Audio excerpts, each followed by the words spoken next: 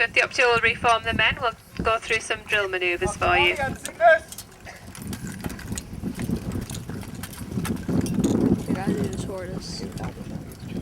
You'll be able to hear that all the field orders given on the field today are in Latin.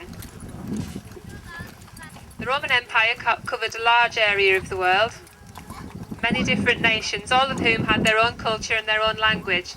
But if you were part of the empire, you would speak Latin. This was particularly valuable for the army. You could recruit from all over the empire and everyone would be able to understand the orders. The first manoeuvre is the contra equites, the anti-cavalry manoeuvre.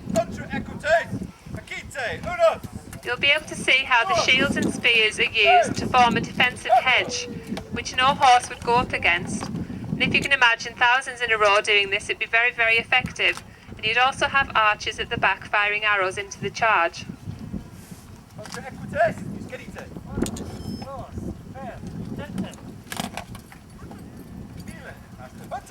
Soldiers joined the Roman army for 25 years, and while not on active campaign, they would be expected to train twice a day. Training would involve drill parade, basically square bashing, and combat training, and the weapons that they used for combat training were double-weighted, lined with lead. This meant when they actually used them in combat, it was no problem for them.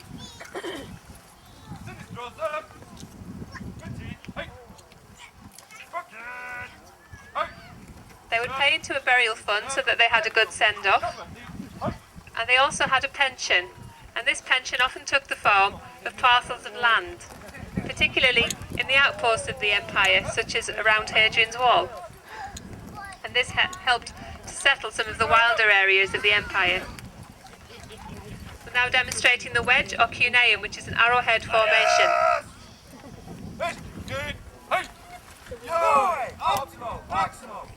What the soldiers shout when they draw their sword is Jove, Optimo, Maximo, Jupiter greatest and best. And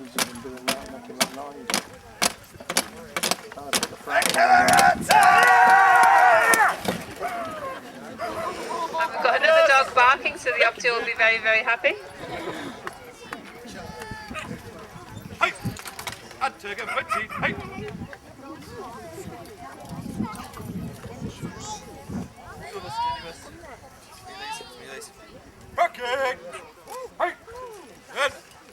The Celtic soldiers that the Roman army went up against were very brave and very highly skilled fighters, but they fought as individuals.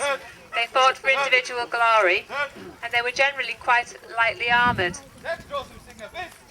if you can imagine how effective the discipline of these sort of troops were, with their heavy armour, with their shield formations, this is how the Roman army was so effective.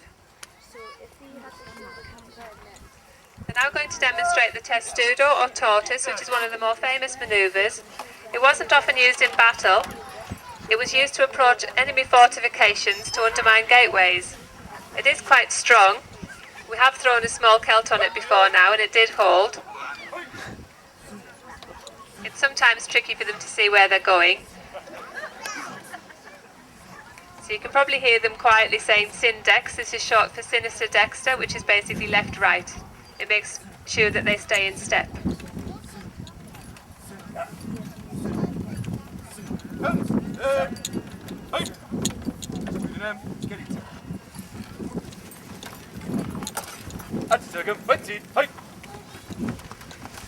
The soldiers will march round and recollect their spears, and then we'll move on to the artillery this morning, and it's just been replaced, so we'll take the first couple of shots gently just to make sure it's in full working order.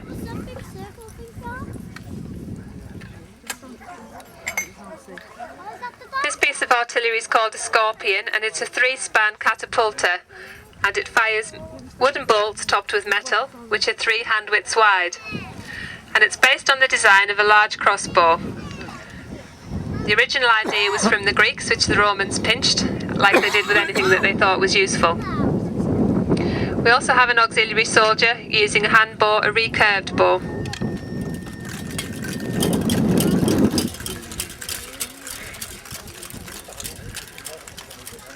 Run for a run.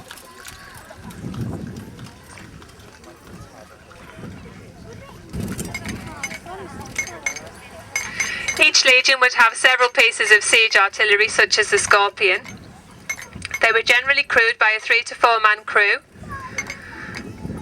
They do break down into smaller pieces which are portable, although still very heavy. They were sometimes mounted on carts.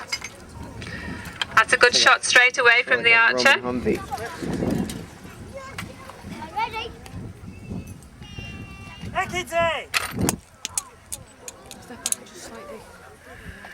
Just making sure that the crossbow arms are holding securely.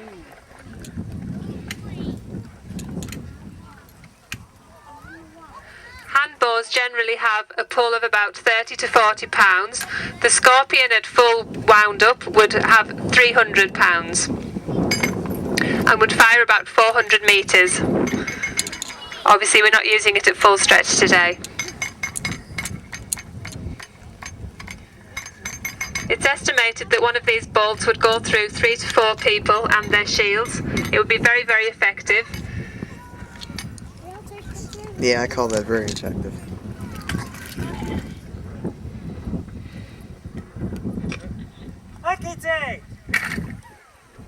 Oh! Was that the shield or the target? I'm not quite sure, but it sounded good. I can hit the target. Or not.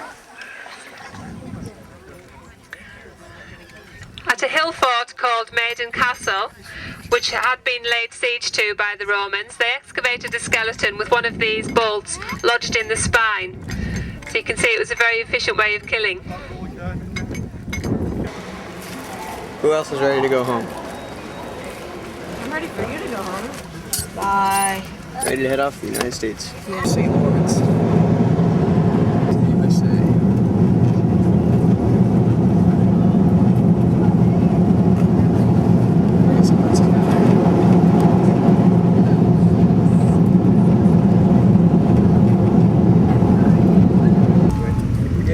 Oh, here we go. Oh.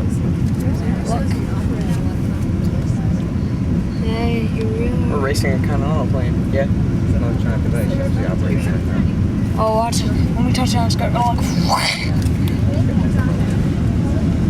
we go. It's a Con's electronic recording. It's nicely trimmed. Hey, house is still here. Grass is cut. A lot of weeds.